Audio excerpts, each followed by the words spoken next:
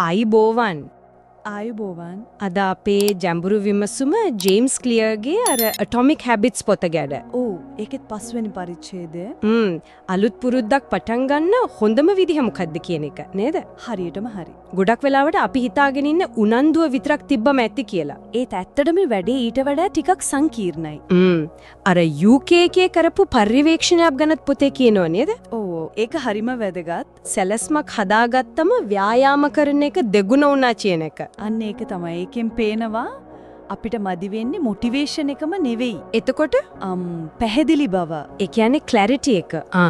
අර පර්යවේක්ෂණයේදීත් ව්‍යායාමයේ වාසි ගැන දැනගත්ත අයට වඩා මම අහවල් වෙලාවට අහවල් තැනදී ව්‍යායාම කරනවා කියලා හිතපු අය වැඩියෙන් ඒක කළා. ප්‍රතිශතයක් විදිහට කිව්වොත් අර නිකන් දැනුවත් කරපු අයගෙන් 38ක සතයක් වගේ කරද්දී අර සැලැස්ම හදපු අයගෙන් 91ක් සතයක් කරලා තිබුණා. හරිම ලොකු වෙනසක් නේ. ඒ තමයි පැහැදිලි සැලැස්මක බලය. එතකොට මේ පැහැදිලි බව හදාගන්න පළවෙනි ක්‍රමය මොකක්ද කිව්වේ? ඉම්ප්ලිමෙන්ටේෂන්, ඉන්ටෙන්ෂන්, ක්‍රියාවට නැංවීමේ අභිප්‍රාය. ඉම්ප්ලිමෙන්ටේෂන් ඉන්ටෙන්ෂන්. සරලවම කියනවා නම් කවදාද කොහෙදේද කරන්නේ කිය කලින්ම හිතන එක. ඒ කියන්නේ වෙලාවයි ස්ථානය දෙකම. හරියට සූත්‍රයක් වගේ. මම මේ දේ මේ වෙලාවට මේ තැනදී කරනවා. උදාහරණයක් විදියට. මම උදේ 7ට කුස්සියේදී විනාඩියක් භාවනා කරනවා. හරිම නිශ්චිතයි. හරියට අපේ කැලෙන්ඩර් එකේ අපොයින්ට්මන්ට් එකක් දාගන්නවා වගේ. ඒක ඇත්ත. එතකොට ඒක මතක් වෙනවා වැඩි නේද? අනිවාර්යෙන්ම. මොකද හේතු දෙකක් තියෙනවා. එකක් තමයි කාලයයි ස්ථානයයි කියන ප්‍රබල ඉඟි දෙක පාවිච්චි වෙනවා. අනික අර හොඳට කන්න ඕනේ වගේ අර අපැහැදිලි අදහස්. පුදු අරමුණු. අන්න ඒවව ක්‍රියාත්මක කරන්න පුළුවන් පැහැදිලි සැලැස්මක් බවට පත් කරනවා. ඒ කියන්නේ ඒ වෙලාවට ආයි හිත ඉඳ දෙයක් නෑ. හරියටම සැලැස්ම තියෙනවා කරනවා. හැබැයි ඉතින් හැම පුරුද්දකටම ඔහම වෙලාවක් තැනක් හොයාගන්න අමාරු වෙන්නත් පුළුවන් නේද? ඒක ඇත්ත. හැම දෙයකටම බෑ. එතකොට අන්න එතනට තමයි දෙවනි ක්‍රමය එන්නේ. හැබිට් ස්ටැකින්. හැබිට් ස්ටැකින්. පුරුදු ගොඩ ගැසීම.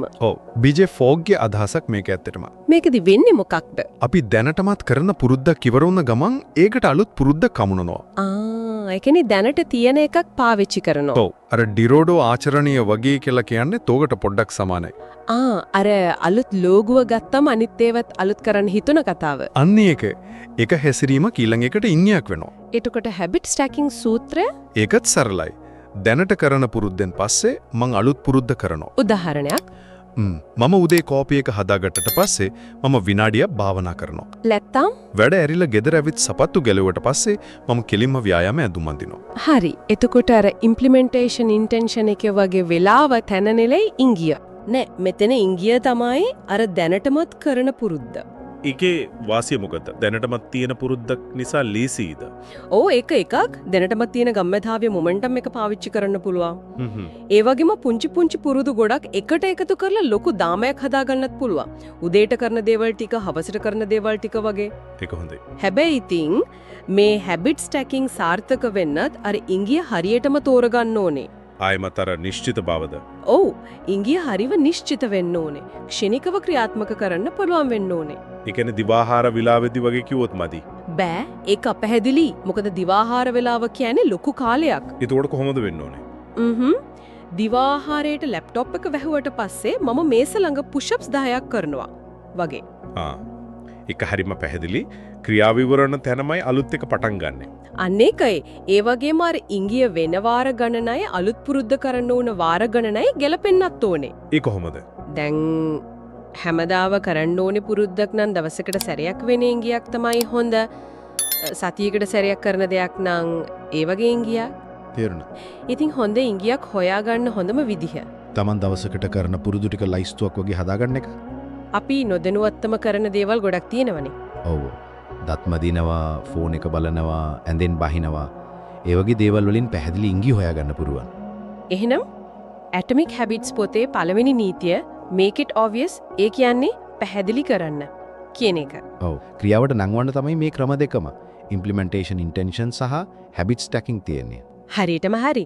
අපේ පුරුදු වලට පැහැදිලි ඉඟි හදාගන්න කවදාද කොතනද මොන දෙයට පස්සේද කරන්නේ කියලා පැහැදිලි සැලැස්මක් හදාගන්න මේවා උදව් වෙනවා. ඒ කියන්නේ මුලින්ම ඕන පැහැදිලි බව. අනිවාර්යෙන්ම. සාරාංශයක් විදියට ගත්තොත් අලුත් පුරුදු පටන් ගන්නකොට අර මොටිවේෂන් එක පස්සේ දුවනවට වඩා වැදගත් වෙන්නේ පැහැදිලි බව සහ නිශ්චිත සැලැස්මක්. කවදාද කොතනද නැත්තන් මොන පුරුද්දෙන් පසුවද. ඔව් ඒක තීරණය කරාම අපි ඒ පුරුද්දට සාර්ථක වෙන්න පාර හදලා දෙනවා වගේ. අපේ වටපිටාව අපේ චරයාවන්ම අපිට උදව් කරන විදිහට හදාගන්න එක ඒක තමයි. බොහොම හොඳයි. ඉතින් ආගෙනින් අයටත් පොඩ්ඩක් හිතන්න යමක් ඉතුරු කරමු නේද? අනිවාර්යෙන්. ඔන්න එහෙනම් පටන් ගන්න හිතාගෙන ඉන්න එකම එක පුංචි පුරුද්දක් ගැන හිතන්න. ඒකට ඉම්ප්ලිමෙන්ටේෂන් ඉන්ටෙන්ෂන් එකක් හරි හැබිට් ස්ටැක් එකක් හරි දැම් හදාගන්න පුළුවන්ද? ඔව් ඒකට පාවිච්චි කරන ඉංගිය මොකද්ද? ඒ ඉංගිය ඇත්තටම පැහැදිලිද නිශ්චිතද? ඒ ගැන පොඩ්ඩක් හිතලා බලන්න.